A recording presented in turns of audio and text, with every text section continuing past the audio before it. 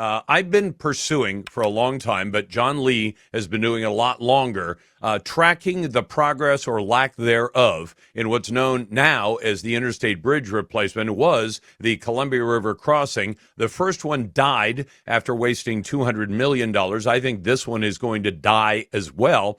But now they've got a new element in it. Hey, how would you like to pay tolls that will toll up more than $9 at the maximum per day per worker to do a round trip on that interstate bridge replacement? And you get to start paying for the bridge before it's even finished. Now, if I've said anything wrong there, John will be happy to correct me. John is a retired airline pilot, reporter, candidate for Washington House of Reps District 18, Position 2, and, of course, an advocate for transit and transportation, but a critic of the IBR. John, welcome back. Hey, Lars, you were absolutely on fire yesterday. Thanks so much. And you nailed it yesterday when you did the math. $9.40 per day in round-trip tolls equaled $2,350 per year out of local families' budgets. That's outrageously regressive tax harming low- and middle-income families who have to cross the Columbia River for work. But last night, I ran some more. Go ahead. No, I want you ran some more numbers because people should know the numbers tell the tale. The reason the required Coast Guard approval has not come, and you and I don't believe it's going to come, is that bridge has been designed 60 feet too short to clear the river traffic, and the Coast Guard's approval is required and so far has not been given, and I don't think it's going to be given, and you and I have talked about it. But the other part of numbers is all these bridge toll numbers to pay for this thing because neither Oregon nor Washington or the federal government has the cash to get it done, do they? No, they don't. And the numbers that I ran, the interstate bridge currently has about 140,000 daily vehicle trips. That's 70,000 people going 2 trips per day. So if 70,000 workers have to pay $2,400 per year in tolls, that's going to take $168 million a year out of the Portland metro economy. What an unbelievable buzzkill. And of course, you add that up over 10 years of construction. By the time the bridge opens in 2035, the IBR would have taken over $1.6 billion out of people's pockets. That's an absolute outrage. It is. And John, I even wanted to throw this in because for the average worker, if they say, well, that's a cost of going to work, do I get to charge that, or take it off my taxes as an expense? Unless you're running your own business, you don't get to deduct that. So that's just $2,400 or so post-tax dollars that have to come out of your family's budget, about $200 a month or so, with nothing coming back for it except you get to drive on a road and a bridge that you've already paid for. Exactly right. And what do they get? Sadly, they get the shaft because the project is already telling people morning commute times from Salmon Creek and North Vancouver are going to double by 2045. It takes about 29 minutes today. It's going to be 60 minutes or more by 2045.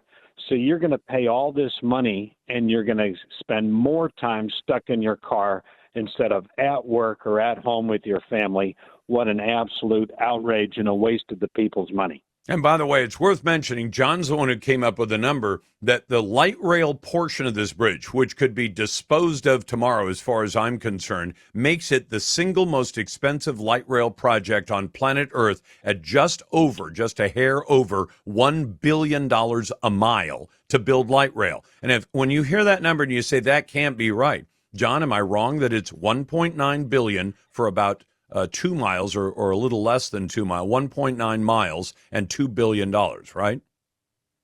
You're exactly right, buddy. And adding outrage to that, TriMet is demanding that the program buy 19 brand new light rail cars.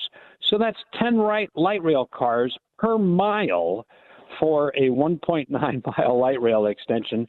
That in itself is ridiculous. And then what they're telling us is that they want to charge triple the cost for each of those light rail vehicles. And the program doesn't even bat an eye. They think that's just okay. Oh, and by the way, John, outrageous boondoggle. John, am I right to suspect that what what TriMet is trying to do, because they're telling Vancouver, you got to buy these triple price cars, that what TriMet is doing is transferring some of its costs by saying, these are really $5 million cars or $3 million cars, but we're going to sell them at triple price to Vancouver so we can suck some more money out of Southwest Washington to satisfy TriMet's budget, which is upside down all the time because they've had falling ridership for the better part of 20 years. Exactly right. And in fact, TriMet's recently passed budget, $1.8 billion, but they only need about $850 million to operate it. Well, if you're going bankrupt, if you're losing money every single year, why on earth would you spend $1 billion more than it takes to operate your system?